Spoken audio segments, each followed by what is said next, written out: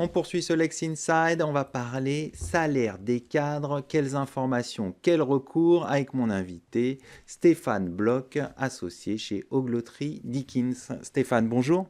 Bonjour Arnaud. Alors tout d'abord, est-ce qu'il y a un salaire minimum pour les cadres? Alors il n'y a pas à proprement parler de salaire minimum pour les cadres. Les cadres ont un salaire qui est fixé librement. Toutefois, la limite, c'est effectivement dans certaines conventions collectives. Il existe des minima, d'ailleurs dans quasiment toutes les conventions collectives, des minima en deçà desquels on ne peut évidemment pas descendre. Mais à part ces minima, les salaires sont librement fixés par l'employeur.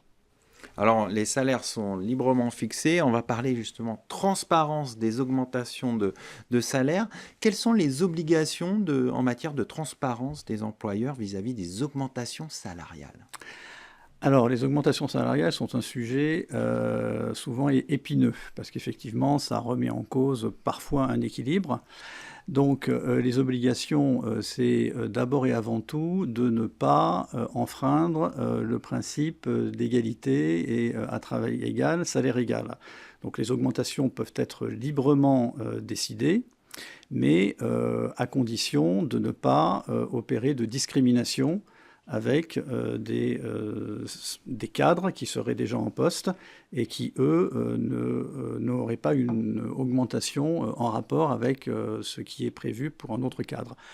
Maintenant, dans ce schéma, évidemment, il peut y avoir des critères qui sont pris en considération, comme les performances, comme les résultats, comme un certain nombre d'éléments qui peuvent justifier que des augmentations soient accordées à certains et pas à d'autres. Alors, un salarié peut s'estimer justement victime d'une inégalité de traitement de salaire. Comment doit faire le salarié? Quels éléments de preuve doit-il rassembler pour prouver qu'il est victime d'une inégalité de traitement salarial? Alors, en ce domaine, la charge de la preuve est aménagée. C'est-à-dire que, bon, normalement, la charge de la preuve, si on s'estime victime de quelque chose, on doit l'établir de façon complète.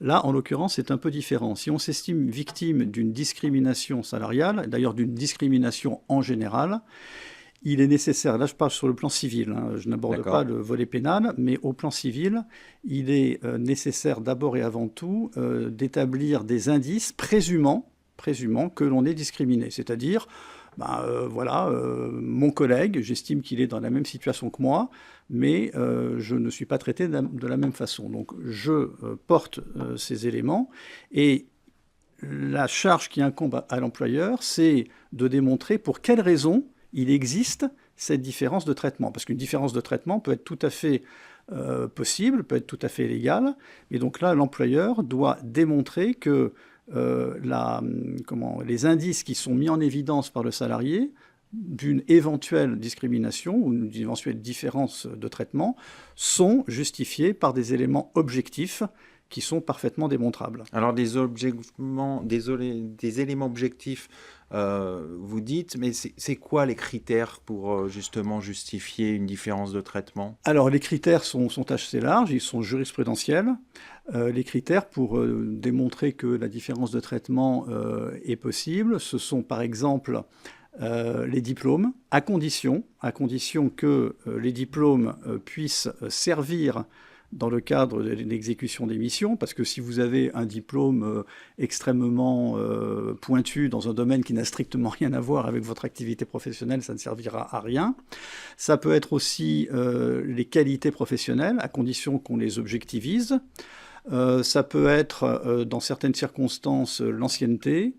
Ça peut être d'autres éléments, mais qui doivent, en tout état de cause, reposer sur des éléments qui ne prennent pas en considération des liens particuliers qu'on a avec le salarié. Il faut que ça soit objectif et démontrable. Alors parfois, ça peut aller jusqu'au contentieux, hein, quand il y a des augmentations salariales et qu'on n'entend pas, je dirais, quelque chose de positif de la part de sa direction, on va au contentieux. En cas de litige, comment ça se passe sur les augmentations salariales? Quelles sont les voies de recours possibles? Alors, en fait, si on ne bénéficie pas d'une augmentation et qu'on va au contentieux, les choses risquent de mal se passer. Donc, il faut évidemment essayer d'éviter le contentieux et donc Donc de la démontrer, conciliation voilà, de d'abord. démontrer la conciliation, éventuellement de faire appel aux instances représentatives du personnel, voilà, pour essayer de trouver une solution. Maintenant, le contentieux est réservé à des cas qui sont graves, dès lors que la discrimination est avérée. Et là, je crois qu'il faut distinguer deux types de contentieux. Si on est vraiment en matière de discrimination, les contentieux d'ordre civil et le contentieux pénal, parce que c'est un délit pénal de discriminer. Alors, le contentieux civil, c'est devant le Conseil de prud'homme. Si on s'estime maltraité, on peut demander des rappels de salaire devant le Conseil de prud'homme. Et puis, si on s'estime victime d'une discrimination, on peut également demander des dommages-intérêts. Et puis après, si vraiment les choses se sont très très très très mal passées, il y a un volet pénal qui peut d'ailleurs être déclenché par l'inspection du travail si vous avez une entreprise qui de façon systémique discrimine. Et là, une action pénale est engagée, soit à l'initiative du salarié, soit à l'initiative du parquet. Et les sanctions peuvent être lourdes, puisque de mémoire, c'est 3 ans d'emprisonnement maximum et 45 000 € d'amende. Oui, donc c'est important. Donc c'est important, mais de façon générale, il vaut mieux éviter le contentieux et s'en Bien remettre sûr. à des modes de résolution plus sereines du conflit. Et en matière de prescription de ces actions, c'est quoi les délais? Alors la prescription en matière de droit du travail, c'est un beau sujet. Pour essayer de simplifier, si par exemple vous demandez simplement un rappel de salaire, voilà, vous estimez avoir été l'objet d'une inégalité de traitement, vous demandez un rappel de salaire, c'est 3 ans. Bon. D'accord. Maintenant, si vous estimez être victime d'une discrimination, qui peut d'ailleurs, si vous avez été licencié, entraîner la nullité de votre licenciement, là, le délai est plus long. C'est un délai de 5 ans. Donc, alors il y a même d'autres délais. Il y a le délai d'1 an pour contester l'exécution du contrat, enfin pour contester la rupture du contrat, le délai de 2 ans. Donc, les prescriptions en matière de droit du travail sont C'est complexe. à manier avec beaucoup de précautions. Voilà. Alors, peut-être pour présenter quelques bonnes pratiques en la matière aux téléspectateurs qui nous regardent, des cadres qui se poseraient certaines questions, quelles sont les bonnes pratiques à avoir en tête? Évidemment, éviter le contentieux, vous l'avez rappelé, Bien sûr. mais est-ce qu'il y a d'autres bonnes pratiques?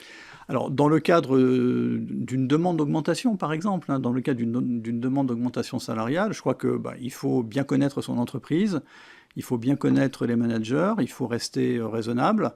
Il faut être en capacité d'étayer sa demande, puisque là, on parle vraiment d'augmentations qui ne sont pas des augmentations automatiques, mais qui sont des augmentations soit en cours d'exercice, soit parce qu'on a réalisé une performance particulière. Il faut préparer, il faut déterminer des critères qui sont objectifs. Et puis, oui, il faut se montrer raisonnable et conforme à la pratique générale de l'entreprise. Pas trop être ambitieux dans ses demandes, pas avoir des demandes extravagantes. Il faut être toujours ambitieux de façon générale, mais il ne faut pas que cette ambition concourt à un excès qui peut décrédibiliser totalement votre demande. Mais je pense qu'un cadre qui connaît bien son entreprise sait le faire avec tact et délicatesse. Ça dépend aussi de son parcours dans l'entreprise. Si vous venez d'arriver, vous êtes un jeune cadre, il faut aussi faire votre place.